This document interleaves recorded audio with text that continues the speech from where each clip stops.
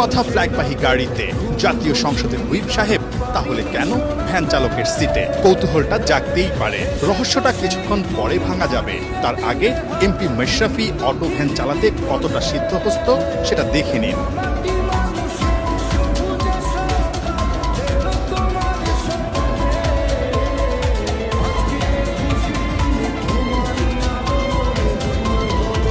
মূল ঘটনায় ফেরা যাক। বিকেএসপিতে তামিমের প্রাইম ব্যাংকের বিপক্ষে মাশরাফির রূপগঞ্জের খেলা চলছিল ৪ নম্বর মাঠে। রূপগঞ্জ ব্যাটিংয়ে মাশরাফির কিঞ্চিত একঘেয়েমি লাগছিল ডাগ আউটে। হঠাৎ মাথায় দুষ্টুমি চাপলো, টিমমেটদের বললেন যাই চাচারে একটু নাড়ায় আসি। অর্থাৎ আবাহনী কোচ খালেদ মাহমুদ সুজনকে খেপানোর ভূত মাথায় চেপেছে মাশরাফির। যেই ভাবনা সেই কাজ। হাতের কাছে থাকা একটা ভ্যান চালিয়ে সোজা চলে গেলেন আবাহনীর ড্রেসিং রুমে।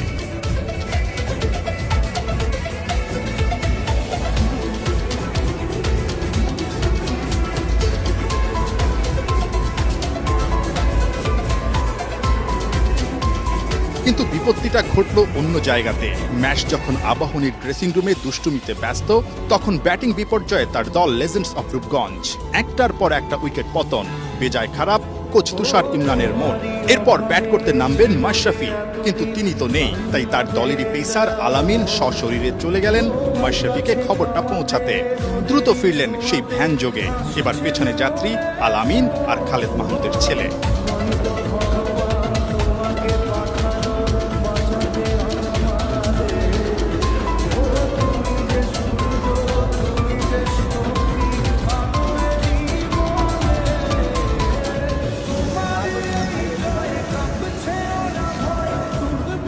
নিজের ডাগআউটের সামনে এসে বললেন, যা বলছিলাম তাই হলো। অর্থাৎ মাশরাফি যে দলের ব্যাটিং অর্ডারের উপর ভরসা রাখতে পারেননি সেটাই সত্যি হলো। ৪২ রানে ৪ উইকেট নেই, সাথে নামবেন মাশরাফি। নেমে কি বা করার আছে? তাই টেনশন না নিয়ে ড্রেসিং রুমে আরো একবার দুষ্টুমিতে মাতলেন রাজিন সালের সঙ্গে।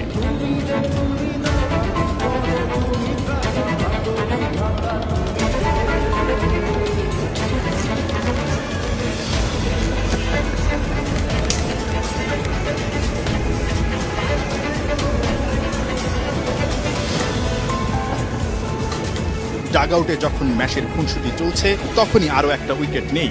তড়িঘড়ি করে নিলেন উইকেটে যাওয়া